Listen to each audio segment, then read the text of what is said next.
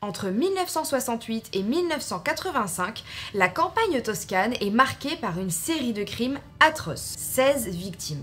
8 couples retrouvés assassinés dans leur voiture en pleine nuit. Les médias italiens donnent alors un nom à celui qui terrifie la région, le monstre de Florence. Je ne vous donne pas encore de détails sur les actes commis, mais juste pour information, cette affaire est l'une des affaires qui inspire pour la création du personnage d'Hannibal Lecter.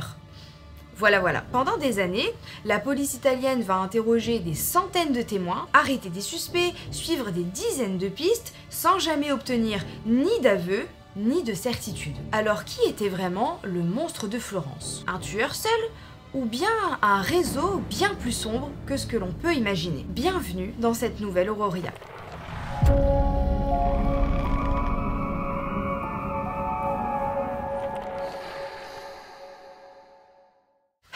J'espère que vous allez bien ma team YouTube, moi ça va très bien et aujourd'hui je suis vraiment ravie de vous retrouver enfin pour une nouvelle Auroria. De base depuis la rentrée je voulais vraiment publier beaucoup plus mais des histoires plus courtes et au final cette histoire m'a pris un temps monstre, c'est le cas de le dire. Quand je me suis lancée dans cette écriture je ne m'attendais pas à autant de détails et surtout autant de théories, donc j'ai vraiment déjà tellement hâte de lire vos retours. Je vous interdis de partir de cette vidéo sans me donner votre avis à la fin, c'est impossible, il faut qu'on débatte ensemble, par pitié. Et comme d'habitude, si ce contenu vous a plu, n'hésitez pas à me le faire savoir en laissant un maximum de pouces vers le haut et en vous abonnant à ma chaîne si c'est toujours pas fait. Mais avant de commencer cette Auroria, je pense que vous n'êtes pas passé à côté de mon changement capillaire. Il faut sachez que je n'aime pas du tout. Mais le problème quand tu utilises Luxéol toute l'année, parce que oui finalement j'ai trouvé un problème, c'est que tu prends trop la confiance et j'ai trop pris la confiance. Je me suis dit mais mes cheveux ils poussent trop vite, ils poussent en bonne santé, ils sont beaux, au pire ça repoussera. Qu'est-ce que j'ai fait? Un mental breakdown, j'ai pris des ciseaux, j'ai coupé mes cheveux. Non mais... Vous allez devoir vous faire ce petit changement capillaire le temps que ça repousse finalement. Mais ça ne devrait pas prendre trop de temps grâce au sponsor du jour. Vous l'avez compris, c'est Luxéol. Je compte sur eux toute l'année, mais là, encore plus. C'est-à-dire que moi, je refuse de faire Noël avec cette frange. Sauf si vraiment vous me dites, waouh, c'est incroyable, ça te va tellement mieux, garde-la. Mais je sais pas, je suis... trop convaincue. Dieu merci, en attendant, il existe la gamme croissance de chez Luxéol. Luxéol, c'est une marque française qui est dans le sud de la France. J'ai même été les voir dans leur bureau et c'était trop cool. Cette gamme croissance, qu'est-ce qu'elle fait? Elle promet une pousse de 6 cm en 3 mois. Évidemment, c'est important, je le répète à chaque fois, mais d'utiliser tout le protocole ensemble. Il faut vraiment être régulier et utiliser les 3 produits. Cette gamme, elle est enrichie en huile de ricin. Je ne vous refais pas tout le topo, vous savez que l'huile de ricin, c'est très réputé, très bon pour stimuler la pousse des cheveux. Les produits sont disponibles en pharmacie, en parapharmacie et sur le site évidemment luxeol.com, site sur lequel vous pourrez avoir moins 30% avec le code Auria. C'est le moment de refaire les stocks. En tout cas, moi je crois que je vais les refaire parce que cette frange, je peux plus. Je ne peux que vous recommander de foncer les yeux fermés. De toute façon, vous savez que si je vous parle de ces produits, c'est évidemment que je vois un résultat au quotidien sur mes cheveux. Aujourd'hui, je suis ravie parce qu'ils sont vraiment longs, mais ils sont aussi beaux, ils sont en bonne santé, on voit qu'ils vont bien. Et ça, c'est vraiment grâce à une utilisation régulière des gammes Luxéol. Voilà, tout simplement. Et maintenant que les courageux que vous êtes confortablement installés dans le noir, c'est parti. PS, tous les noms dans cette vidéo sont en italien. Je sais que je rêve de parler italien, je pense que je suis italienne, mais juste mon ADN n'est pas au courant et vous allez vous en rendre compte, mais mon accent il est pas au courant non plus, ne m'en tenez pas rigueur. Dans la campagne toscane, à quelques kilomètres de Florence, une petite route paisible serpente entre les collines de la rue Scopetti. Le matin du 9 septembre 1985, un homme du village, Luca Santucci, s'y arrête pour cueillir des champignons. Il se gare près d'une voiture immatriculée en France. Bon, jusque-là, à ses yeux, rien d'étonnant puisque la région attire pas mal de touristes. Néanmoins, lorsqu'il s'enfonce dans la végétation, il entend un bruit étrange, un bourdonnement continu. Il décide alors de suivre ce bruit jusqu'à ce qu'il tombe sur une vision d'horreur. Un corps sans vie, la gorge gisant dans l'herbe. Terrifié, il appelle immédiatement la police. Une fois sur place, les enquêteurs se rendent compte qu'il n'y a pas qu'une seule victime, mais bel et bien 2. Il s'agit en fait d'un jeune couple de Français qui était en vacances, venu camper en Toscane pour un séjour romantique. Jean-Michel Craveggili, 25 ans, et Nadine Morio, 36 ans, originaire de Franche-Comté. Les enquêteurs, en voyant la scène, tentent de reconstituer les faits, et c'est d'une violence inouïe. Pardon, je me rends compte que j'ai oublié de vous donner les trigger warnings, mais donc on va parler de beaucoup de violence, et ça va être assez graphique quand je vais vous le décrire. Pour en revenir à cette scène de crime, Nadine et Jean-Michel ont été attaqués dans leur tente, surpris dans leur sommeil. Jean-Michel est le premier à être attaqué par le tueur. Il est victime de plusieurs coups de couteau Cependant, il parvient à s'enfuir en courant. Malheureusement, il est rattrapé et sa gorge est tranchée. Nadine, quant à elle, est neutralisée par arme à feu. Elle est ensuite poignardée puis horriblement mutilée. Le tueur découpe et emporte son sein gauche ainsi que ses organes génitaux externes. C'est glaçant. Sur place, les enquêteurs ne trouvent aucune empreinte, ne prélèvent aucun ADN, il n'y a pas la moindre trace exploitable. À ce moment précis, les enquêteurs l'ignorent encore, mais ils viennent de découvrir ce qui sera le dernier crime du monstre de Florence. Ce double meurtre est officiellement le dernier d'une série de meurtres qui ont terrorisé la région pendant 17 ans. Et ensemble, évidemment, on va revenir sur toute cette série de crimes et puis découvrir comment la police a réussi à relier les crimes entre eux et à comprendre qu'ils étaient en fait sur une enquête de tueurs en série. Et pour ça, petit retour dans le passé. Nous sommes désormais à Borgo San Lorenzo, à une trentaine de kilomètres de Florence. Le soir du 14 septembre 1974, Stefania Pettini, 18 ans, et Pasquale Genticor, 19 ans, sortent d'une boîte de nuit. Les deux jeunes gens sont très amoureux, fiancés et donc sur le point de se marier. Après leur soirée, ils prennent la voiture et s'arrêtent dans un coin isolé, près de la Fontana di Rabata, pour passer un moment à deux. Et pour vous donner un petit peu de contexte, je vous rappelle qu'on est déjà dans les années 70, mais surtout dans une Italie qui est très traditionnelle, qui est très religieuse, et donc à l'époque, les couples ne sont pas censés avoir de relations avant le mariage. Donc vous allez le voir dans cette histoire, c'est plutôt courant pour les jeunes gens surtout d'avoir tout un tas de stratagèmes pour trouver un petit peu d'intimité. Si vous voyez ce que je veux dire. Pour ce couple, cette nuit en amoureux, eh bien malheureusement, elle s'avère être la dernière. Ceux qui ne l'ont pas vu, c'est que pendant tout ce temps, quelqu'un les observait. Il finit par sortir de la pénombre, s'approcher d'eux et leur tirer dessus. Une balle atteint le bras gauche de Pasquale, cette balle malheureusement elle ricoche puis elle atteint son cœur et il meurt sur le coup. Le tueur se tourne ensuite vers Stefania. Afin de l'immobiliser, il lui tire dans les jambes puis il la à plusieurs reprises. Ce qui suit est d'une violence inimaginable, donc vraiment trigger warning à nouveau parce que c'est assez graphique puisqu'il va l'agresser avec une branche d'arbre. Et cette scène horrible donne une idée quand même assez claire aux enquêteurs quant à la personne à laquelle ils ont affaire. Une personne qui hait profondément les femmes. Les experts évoquent alors le profil d'un homme probablement blanc, hétérosexuel, solitaire, dans la trentaine, qui souffrirait peut-être de troubles sexuels, peut-être même d'impuissance. Le prochain crime n'a lieu que quelques années plus tard. Le 6 juin 1981, un nouveau couple est visé. Giovanni Foggia, 30 ans, et Carmela Denuccio, 20 ans, passent la soirée ensemble en boîte de nuit. À nouveau, je vous rappelle le contexte, pays traditionnel, et là on est sur un couple qui n'a pas de projet de mariage officiel. Donc ce soir-là, ils se retrouvent dans leur voiture, à l'abri des regards, et ils se gardent dans un champ isolé, pensant être tranquilles. Mais soudain, un bruit à la fenêtre. Le tueur frappe à la vitre, et sans rien dire, il tire une balle dans la tête de Giovanni. Carmela est ensuite à son tour blessée par balle, puis traînée hors de la voiture. Le tueur lui arrache son collier et lui met dans la bouche, comme si c'était pour la faire taire pendant son agonie.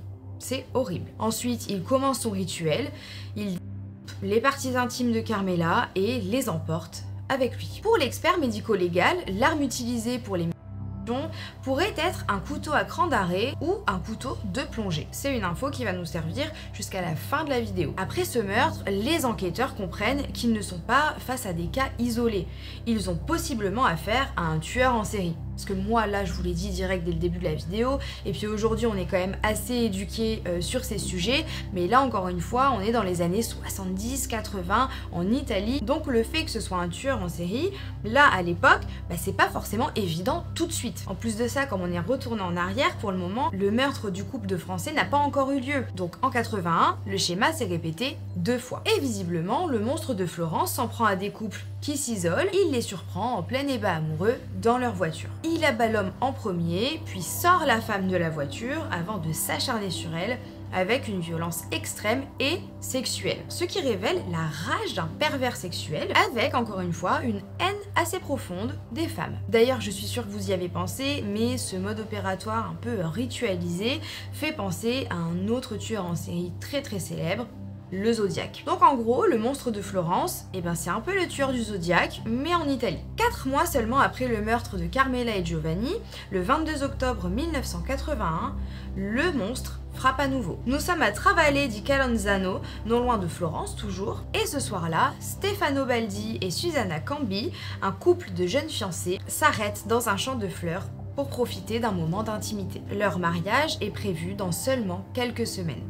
Et ils ne le savent pas encore, mais il n'aura jamais lieu parce que le monstre est là à les observer dans l'obscurité. Il finit par s'approcher de leur voiture noire, tire une balle dans la tête de Stefano, puis dans celle de Susanna. Le mode opératoire reste le même, il sort le corps de Susanna de la voiture, il lui retire ses parties intimes comme il l'avait fait avec Carmela quelques mois plus tôt. Et l'arme utilisée, c'est la même, un Beretta calibre 22. Les experts confirment également que le couteau utilisé est du même type que celui des crimes précédents, un couteau à cran d'arrêt. Pour la première fois cependant, ce soir-là, il y a des témoins. Témoins qui déclarent avoir vu une Alfa Romeo rouge dans les environs. Un portrait robot du suspect est même réalisé. Le 19 juin 1982, un nouveau couple devient la cible du monstre. Paolo Menardi et Antolena Migliorini, dans la vingtaine, passent la soirée ensemble dans un parc. Et comme d'habitude, à la fin de la soirée, ils se garent sur un petit chemin, au bord d'une route cette fois-ci assez fréquentée, du coup en pensant que l'endroit il est sûr. Il ne peut pas y avoir de danger puisqu'il y a du passage et donc plein de témoins potentiels. Malheureusement, ils sous-estiment le monstre de Florence. Le tueur, après les avoir observés, tire une balle à travers la vitre gauche qui parvient à toucher et Paolo et Antonella. Paolo est gravement blessé, mais quand même, il parvient à redémarrer la voiture. Et quand il voit ça, le monstre qui est sûrement pris de panique se met à tirer plusieurs fois dans la voiture, qui finit par s'embourber dans le fossé. Le tueur s'approche, prêt à continuer son rituel, mais cette fois-ci, ils ne sont pas assez isolés. Plusieurs voitures passent par là et ça commence à devenir trop risqué. Il finit par s'enfuir. Antonella décède sur place et Paolo, quant à lui, respire encore, mais ne reprend jamais connaissance. Il meurt quelques heures plus tard à l'hôpital. Et il ne pourra donc jamais livrer son témoignage sur l'attaque. Mais ça, le tueur ne le sait pas. La police décide alors de tenter une petite technique psychologique sur le tueur. Les enquêteurs déclarent aux médias que Paolo, il a survécu assez longtemps pour pouvoir donner une description du tueur. C'est évidemment un mensonge destiné à provoquer le monstre de Florence. Car les enquêteurs savent une chose, les tueurs adorent suivre ce qu'on dit d'eux dans les médias. Ils sont souvent fascinés par leur propre image et surveillent les journaux, les émissions de télé, les radios, etc. Et avec ce mensonge diffusé dans la presse, la police espère pousser le tueur à commettre une erreur. Mais après cette stratégie, qui je dois vous le dire n'a rien donné, les policiers sont un peu dans l'impasse. Faute de preuves, ils décident de reprendre les scellés d'anciennes affaires. Et c'est là qu'ils font une sacrée découverte. Dans un dossier datant de 1968, soit 14 ans auparavant, ils trouvent un détail assez intéressant. Cette affaire, c'est également l'affaire d'un double homicide. Dans la nuit du 21 au 22 août 1968, près de Castelletti di Signa, la tranquillité d'un petit village toscan est brisée par un drame. Barbara Locci, une jeune femme mariée, passe la soirée avec son amant Antonio Lobianco. Et alors là, je vais vous demander de suivre avec les noms parce que dans la suite de l'affaire, il y a d'autres prénoms qui se ressemblent énormément. Il va falloir pas tout mélanger. Les deux amants s'isolent dans leur voiture sur un chemin reculé et sont attaqués par balle. Barbara et Antonio sont abattus sur les sièges avant. Mais dans tout ça, l'horreur par-dessus l'horreur, c'est qu'à l'arrière de la voiture, un petit garçon assiste impuissant à cette scène d'horreur. Natale, le fils de Barbara, âgé de seulement 6 ans. La police à cette époque arrête un suspect qui est évident, le mari trompé, Stefano Mele. Celui-ci avoue le double meurtre, expliquant qu'il a agi par jalousie après avoir découvert l'infidélité de sa femme. Il est condamné en 1970 et l'affaire est alors considérée comme résolue. Sauf que les balles et les douilles retrouvées en 1968, elles sont gardées, elles sont sous scellés. Et lorsqu'elles sont réexaminées avec les techniques de l'époque, donc en 1982, elles présentent exactement les mêmes marques balistiques que celles trouvées dans les crimes commis après 1974. Ça veut dire que c'est la même arme. C'est le même Beretta calibre 22 qui a été utilisé dans ce double homicide en 1968 et dans les meurtres commis par le monstre de Florence. Donc soit Stefano Mele qui a été condamné en 1970, il a jamais été coupable, soit il l'a été, mais son arme a été récupérée par quelqu'un qu'il connaît. Évidemment, il est interrogé en prison et lui, il déclare que l'arme, en fait, elle lui appartenait pas. Que ce Beretta, il est à l'un de ses amis, Francesco Vinci, et son frère Salvatore. Francesco, lui, il a déjà un casier judiciaire, il est connu de la police pour des affaires de cambriolage. Bon, on n'est pas sur des homicides non plus, hein. Mais comme par hasard, depuis la fausse rumeur lancée par la police, vous savez, à propos de Paolo, la victime qui aurait survécu, qui aurait eu le temps de parler du tueur, etc., et bien depuis ça, Francesco, il est introuvable. Donc à ce moment-là, la police, elle est convaincue de sa théorie. En fait, ils ont affaire à 3 tueurs qui sont complices. Stefano, qui a commis le crime en 1968, et Francesco et son frère Salvatore, qui ont continué avec la même arme. Lorsqu'ils mettent enfin la main sur Francesco, ils l'arrêtent pour un vol de camion, histoire de gagner du temps, au moins de l'avoir derrière les barreaux et de pouvoir récolter des preuves. Et puis donc lui, il est en prison. Le prochain meurtre a lieu dans la nuit du 9 au 10 septembre 1983. Mais c'est un meurtre bien différent des autres, puisque cette fois-ci, il s'agit de 2 hommes allemands qui sont en vacances en Toscane. Horst Meyer, et je vais dire Jean, mais je sais que ça doit pas se dire Jean, ça doit être Heinz Rutsch. J'ai jamais fait allemand de toute ma vie, donc corrigez-moi. Eux aussi étaient en train de dormir dans leur voiture qui était garée sur un petit chemin isolé, comme le faisaient encore une fois de nombreux voyageurs à l'époque. Et là, vous allez vous dire, et vous aurez bien raison, mais c'est bizarre quand même, c'est étrange, parce que normalement, le monstre de Florence, il s'attaque toujours à des couples hétérosexuels. Et ces crimes ont presque toujours un rituel sexuel avec des mutilations sur les femmes. Alors, que s'est-il passé? Eh bien, les enquêteurs pensent que le tueur s'est tout simplement trompé, puisque l'un des 2 hommes avait de longs cheveux blonds. Donc de nuit et de loin, le tueur aurait pu le confondre avec une femme, jusqu'à ce qu'il réalise son erreur. Ça serait pour ça que les 2 hommes ont été abattus par balle, mais pas au couteau. Mais pendant ce temps-là, je vous rappelle que le suspect principal, il est en prison. Il n'a donc pas pu commettre ce double homicide. Cette piste tombe à l'eau et Francesco est relâché en janvier 1984. Lors de l'été 1984, le 29 juillet, Claudio Stefanacci et Pia Rontini, un jeune couple d'amoureux, encore une fois, décident de s'isoler dans la campagne. Pour eux, c'est juste une nuit romantique. Pour le monstre, c'est une nouvelle occasion de frapper. Claudio est abattu à bout portant dans la voiture, comme les autres hommes avant lui. Pia est ensuite tuée, puis extraite du véhicule. Ses parties intimes et son sein gauche sont et emporté avec le tueur. Et dans le rituel du tueur, il y a vraiment une augmentation de la violence en fait. Et on pense que c'est un peu par vengeance parce qu'il n'a pas pu achever ces 2 derniers rituels. Puisqu'en juin 1982, je vous rappelle qu'il avait été interrompu parce qu'il y avait trop de passages.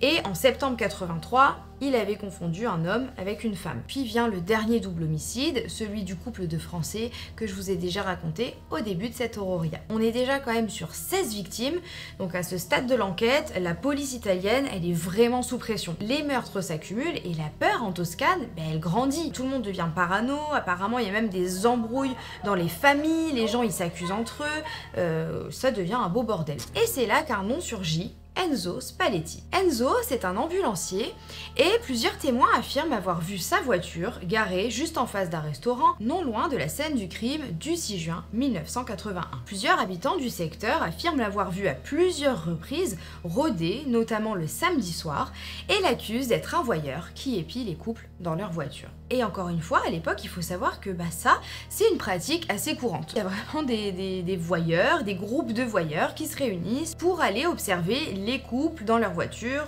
dans leurs moments intimes. En creusant, la police découvre qu'Enzo a une habitude bien établie. En fait, il passe tous ses samedis soirs dans ce restaurant, situé à proximité directe des lieux où plusieurs couples ont été attaqués. Et le lendemain du double meurtre de Carmela et Giovanni, Enzo sort une phrase qui va immédiatement le rendre suspect aux yeux des enquêteurs. Il aurait confié à sa femme « Quelque chose de terrible s'est passé là-bas », là où il a l'habitude de rôder. Le problème, c'est qu'à ce moment précis, l'information sur ce crime, elle n'est pas encore publique. Donc comment pouvait-il être au courant? Pour les enquêteurs, Enzo devient le suspect numéro 1. Il est évidemment arrêté et longuement interrogé, mais face à eux, il se mure dans le silence et refuse de répondre à leurs questions. Il ne veut pas se défendre. Pendant 4 mois, il reste derrière les barreaux, alors que la presse italienne, ça y est, le désigne comme le monstre de Florence. Seulement, en octobre octobre 1981, un autre double meurtre est commis, celui de Susanna et Stefano. Le mode opératoire est le même que celui du monstre de Florence,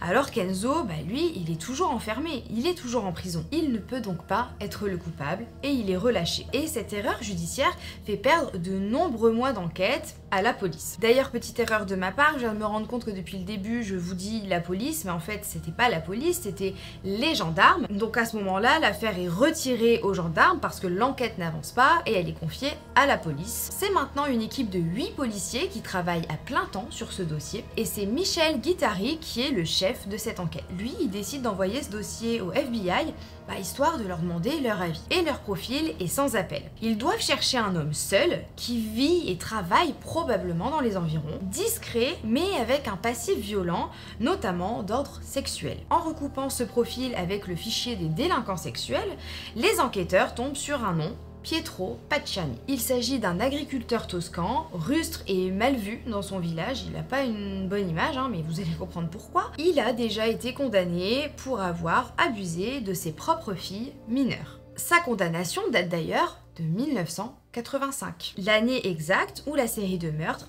s'est arrêtée. La perquisition qu'organise la police au domicile de Pacciani, c'est du jamais vu. Au total, c'est 12 jours entiers de perquisition, je sais pas si vous vous rendez compte, mais c'est énorme. 12 jours à inspecter chaque centimètre de sa propriété. Et ce qu'il trouve est accablant. D'abord, une cartouche de calibre 22, dissimulée dans un piquet du jardin. Elle a été tirée dans le piquet du jardin, et elle est parfaitement compatible avec l'arme utilisée par le monstre de Florence. Les enquêteurs trouvent également 100 000 € en liquide et en bons postaux, ce qui est une somme quand même assez énorme pour un agriculteur, surtout à l'époque. Grâce à ces éléments, Pacciani est arrêté et le 9 avril 1994, son procès s'ouvre. Et en Italie, c'est un peu un événement historique. Et pour avoir vu des images, clairement, c'est le théâtre. Voilà, on est au théâtre. Il y a des cris, il y a des pleurs, il y a des rires nerveux. Pacciani, lui-même, incontrôlable, finit par être expulsé de son propre procès.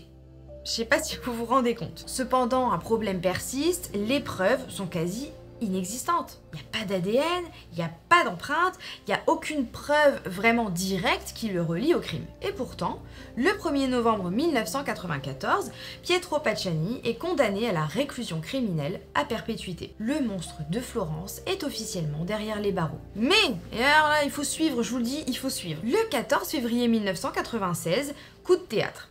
La cour d'appel annule le verdict, pointant des irrégularités et des doutes majeurs. Pacciani est alors acquitté et libéré. Mais en décembre 1996, la police abat une nouvelle carte, un vice de procédure. L'annulation est annulée, non mais...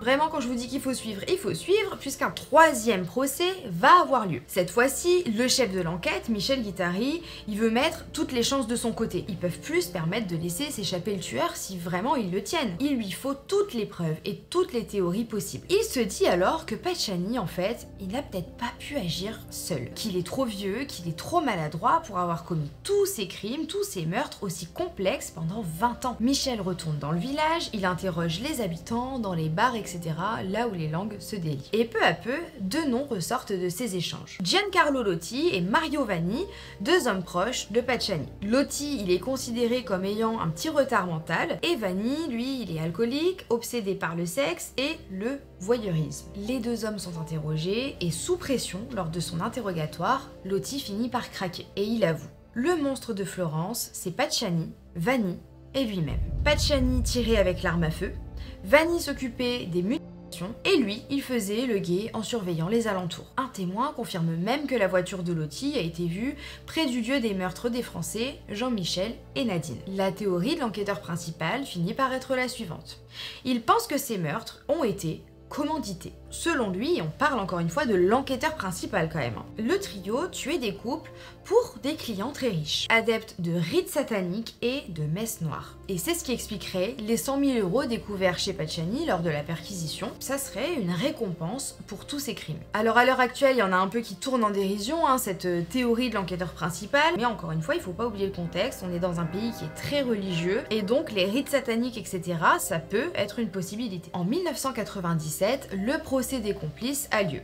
Vanni est condamné à la prison à vie et Lotti, lui, en raison de son état mental et puis de sa coopération, eh bien il est condamné à 26 ans de prison. Pacciani, lui, il est toujours en attente de son 3e procès, seulement celui-ci n'aura jamais lieu. Le 22 février 1998, Pietro Pacciani est retrouvé mort chez lui, officiellement, d'une crise cardiaque. Alors, est-ce que c'est vraiment une mort naturelle ou est-ce que c'est un assassinat par des noms plus puissants pour l'empêcher de parler? Ça, c'est à vous de me dire, c'est à vous de me donner votre théorie. Qu'est-ce que vous pensez de la mort de Pacciani? En tout cas, avec sa mort à lui et les condamnations de ses 2 prétendus complices, l'affaire, elle semble close. Mais pour de nombreuses personnes, la police s'est attardée sur les mauvais suspects et certaines théories persistent. Et ces théories, on va les voir ensemble, évidemment. D'abord, il faut savoir que le représentant des familles françaises a fait savoir que les familles pensaient que le véritable coupable n'avait pas été arrêté, jamais interrogé, etc. etc. Parce qu'en fait, un enquêteur privé a découvert plusieurs incohérences troublantes. D'abord, lors de ses aveux, Lotti a expliqué avoir vu Vanni découper la tante du couple. Le problème, c'est qu'à chaque fois qu'il a indiqué un emplacement, c'était jamais le bon. S'il était sur place et qu'il a vu ça de ses yeux, c'est quand même étrange qu'il n'ait jamais été capable de pointer le bon endroit. Ensuite, Lotti a également affirmé que le double meurtre des Français avait eu lieu le dimanche 8 septembre 1985. Cependant, à l'époque, Nadine, elle avait pour habitude de garder soigneusement tous les tickets de caisse, les reçus des restaurants, et dans ses affaires, aucun ticket n'a été retrouvé pour le vendredi soir, le samedi, ni le dimanche. Donc ce détail peut nous faire penser qu'en fait, le couple aurait été assassiné le vendredi 6 septembre et pas le dimanche. Enfin, les 2 victimes, quand elles ont été retrouvées, elles avaient des larves de mouches sur le visage. Et leur taille indique que le décès remontait à au moins 48 heures au moment de la découverte des corps. Et la découverte, c'était le lundi 9. Donc ils n'ont pas pu être tués le dimanche 8. Si le couple français a été tué dans la soirée du 6 septembre, alors Lotti, il a menti. Soit il a menti pour couvrir quelqu'un, soit il a été payé pour mentir. Dans tous les cas, les véritables coupables n'ont peut-être jamais été arrêtés. Pour cette 2e théorie, ma team YouTube, je vais vous demander la plus grande des concentrations. Il faut rester focus, se concentrer sur les prénoms, etc. parce que c'est un sacré méli-mélo. Le 12 septembre 1985, la procureure Silvia Della Monica, unique femme à travailler sur l'affaire, reçoit une lettre anonyme. L'adresse du destinataire est composée de lettres découpées dans des journaux. Sylvia ouvre la lettre, le colis avec précaution et hurle d'horreur. À l'intérieur, elle découvre le sein gauche de Nadine, emporté lors du crime. Et ce geste, clairement, n'est pas anodin. Le tueur a choisi volontairement d'envoyer ce trophée macabre à Sylvia, la seule femme à travailler directement sur le dossier. C'est un message de haine assez clair. Et Sylvia, elle entend ce message et elle finit par démissionner, convaincue qu'elle pourrait être la prochaine victime du monstre de Florence. Après sa démission, Vigna devient le nouveau procureur et Rotella est nommé juge d'instruction. Dès son arrivée, Vigna, lui, il préfère repartir de zéro. Et il se concentre uniquement sur un élément très important, si ce n'est le plus important, l'arme du crime, le fameux Beretta calibre 22 qui a servi dans tous les meurtres. On sait que Stefano, il a été condamné pour avoir tué sa femme. Vous vous souvenez, le premier double meurtre en 68, la femme qui trompait son mari, etc. On sait que ce Stefano, il est ami avec Francesco et Salvatore Vinci. Francesco, il a été suspect numéro 1, mais quand il était en prison, il y a quand même eu des meurtres. Donc Vigna, il se penche sur le frère, Salvatore. Parce que c'est un homme intelligent, qui est plutôt discret et sans casier judiciaire. Et en fouillant un peu, on trouve une histoire très étrange le concernant. On repart dans le passé du passé du passé, on est à la fin des années 50. Salvatore entretient une relation avec une jeune femme. Mais cette femme, elle est amoureuse d'un autre homme, un homme qui s'appelle Antonio. Et c'est pour ça que je vous dis de vous concentrer, parce que c'est pas le même Antonio que l'histoire précédente. Bref, quand Salvatore, il apprend que sa chérie, elle aime un certain Antonio, il les foudrage et il agresse sexuellement cette femme. Malheureusement, à la suite de cette agression, elle tombe enceinte. Et encore une fois, je vous rappelle qu'on est dans un pays traditionnel, religieux, cette fois-ci dans les années 50. Cette femme décide de se marier avec Salvatore pour éviter la honte de donner naissance à un enfant qui serait illégitime. Elle appellera son fils Antonio comme l'homme qu'elle aimait véritablement. Donc là on est quand même sur 3 Antonio, j'espère que vous avez compris. Il y avait Antonio de l'histoire précédente, il y a Antonio l'amant dans cette histoire, puis maintenant il y a Antonio le fils. Vous l'aurez compris, le mariage entre cette femme et Salvatore c'est une vraie mascarade. Elle, même si elle est mariée, elle continue son aventure avec Antonio, son amant. Salvatore, il finit par l'apprendre, et puis peu de temps après, eh bien cette femme est retrouvée morte dans son lit, et officiellement, elle se serait grâce à une bonbonne de gaz. À l'époque, l'affaire elle est classée puisque Salvatore il a un alibi qui tient la route, il y a plusieurs de ses amis qui confirment qu'il était avec eux au moment des faits. Et certains détails du coup sont complètement ignorés puisque cette femme elle avait des bleus et des traces de griffures sur le cou et le visage. Visiblement, ça n'a pas été pris très au sérieux. En plus de ça, en fouillant, les enquêteurs découvrent que Salvatore, il a une vie sexuelle plutôt débridée, à base de moments à plusieurs, avec des hommes et des femmes, de façon parfois brutale, se servant de légumes, avec ou sans consentement. Voilà, pour le juge Rotella, ça fait plus aucun doute, c'est lui le coupable en fait, c'est Salvatore. Le 11 juin 1986, il se fait arrêter pour le meurtre de sa femme, parce qu'il faut encore des éléments pour prouver qu'il peut être le monstre de Florence. Son procès pour le meurtre de sa femme a lieu le 12 avril 1988 et son fils, Antonio, témoigne contre lui. De toute façon, en fait, ils s'entendent vraiment pas du tout. Malgré tout ça, Salvatore, il est déclaré non coupable, parce qu'en fait l'affaire elle est trop vieille, la plupart des témoins ils sont déjà morts et les preuves qui étaient sous scellés maintenant elles ont été détruites, donc c'est fini. Et depuis ce procès, Salvatore est introuvable.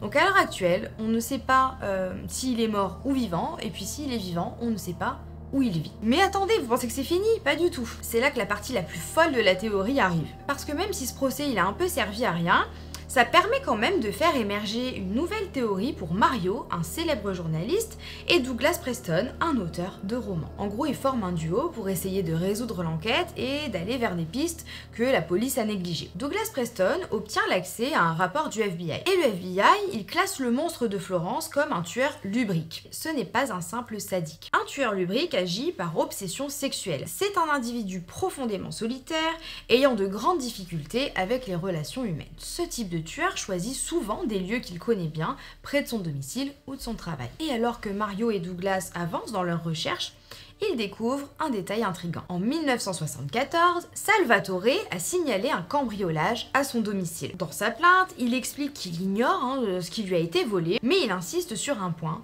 il pense que le voleur, c'est Antonio, son fils. Et étrangement, il insiste même pour que ce soit officiellement inscrit dans sa plainte. Et si l'arme du crime, le Beretta calibre 22, avait été volé ce jour-là. En tout cas, c'est 4 mois plus tard que le double meurtre marquant le début officiel du monstre de Florence a eu lieu. Pour Mario et Douglas qui mènent leur enquête, ça ne peut pas être une coïncidence. Le fils de Salvatore, Antonio, pourrait être le véritable coupable. Alors en 2001, après une longue enquête, ils se rendent à son domicile pour l'interroger. Et Antonio, il reconnaît Mario tout de suite. Parce que Mario a participé à plusieurs émissions, etc. Et il se montre dans les médias pour parler de cette affaire. Antonio accepte de répondre à leurs questions. Il déclare qu'il se battait souvent avec son père puisqu'ils s'entendaient pas du tout. Et puis il laisse échapper un détail qui fait mouche quand même pour les deux hommes. Lors d'une énième bagarre avec son père, Antonio colle son couteau à cran sur le cou de son père. Couteau à cran, etc. Est-ce que ça vous dit quelque chose? Mais comme ce détail avait déjà de nombreuses fois été partagé dans les médias, bon, on peut aussi imaginer qu'il ait dit ça pour s'amuser un peu des deux journalistes. Il dit ensuite que s'il avait vraiment volé le Beretta, si c'était lui le coupable du vol, il s'en serait servi pour mettre une balle dans la tête de son père. Il réfute être le monstre de Florence, mais ça n'empêche pas Mario et Douglas de repartir de cet entretien en étant persuadés d'avoir discuté avec le véritable monstre de Florence. Et quand ils prévoient de publier leur enquête dans le New Yorker, ils sont sûrs et certains de faire avancer l'enquête officiellement. Ça va faire du bruit, ça va faire parler, ça va relancer l'enquête. Malheureusement, c'est en 2001 et la une des médias à ce moment-là, ce sont les attentats du 11 septembre 2001. Et j'ai l'impression que cette théorie, du coup, elle est un peu morte dans l'œuf. En 2006, c'est carrément Mario, cette fois-ci, donc Mario c'est le journaliste, qui est accusé lui-même d'être le monstre de Florence, parce que s'il enquête autant, s'il se montre autant, c'est peut-être aussi pour semer les policiers sur de mauvaises pistes. Il est arrêté, il sera enfermé pendant 23 jours, mais évidemment, le dossier est vide, ça ne donne rien, et il est libéré. Mario et Douglas, ils ont rassemblé tout ce qu'ils ont trouvé, et ils ont publié un livre du coup sur cette affaire qui s'appelle Le monstre de Florence. Je l'ai pas lu mais je pense que je vais le lire quand même, donc je vous mets l'affiche ici si ça vous intéresse. Aujourd'hui encore, plus d'une 50aine d'années après le premier meurtre prétendu du monstre de Florence, le mystère persiste. Il faut savoir qu'en 2024, le corps de Jean-Michel a été exhumé pour tenter de retrouver des traces ADN, etc. Pour l'instant, en tout cas officiellement, on n'a rien retrouvé de définitif. Et quelle ne fut pas ma surprise en faisant mes recherches de découvrir que Netflix allait sortir, je crois, un documentaire ou une série sur le monstre de Florence. Il me semble que ça va arriver là dans quelques semaines. Coïncidence de dingue quand même, il faudrait vraiment que je collabore avec Netflix. Mais donc n'hésitez pas à checker ça, j'ai hâte moi en tout cas de voir ça. Et j'ai surtout hâte de lire vos théories à vous, ou en tout cas votre avis. Pour le premier chef de l'enquête, la bonne théorie, c'est la théorie de la secte satanique. Pour la justice, avec les procès qu'il y a eu, etc., c'est Pacciani, Vanni et Lotti. Et pour les journalistes, c'est Antonio, le fils de Salvatore. Dites-moi ce que vous en pensez, vraiment j'ai trop hâte de savoir.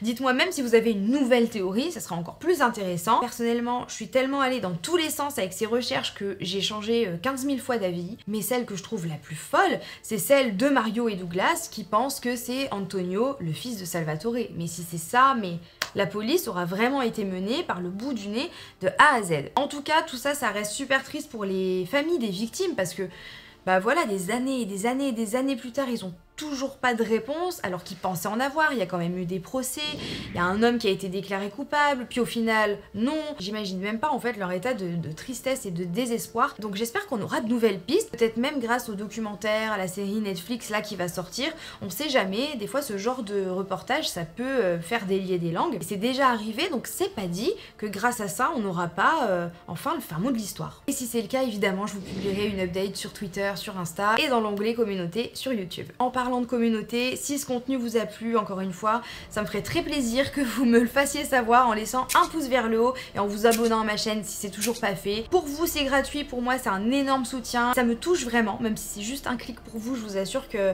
le fait que vous preniez le temps même de m'écrire, je me dis mais j'ai une chance incroyable voilà de vous avoir. Donc merci et cœur sur tous ceux qui le feront. Et sur ce, on se dit à bien plus vite que vous ne le pensez puisqu'on se retrouve déjà dans 2 semaines. Et oui, je vous fais de très gros bisous, je vous dis à la prochaine et surtout, prenez soin de vous.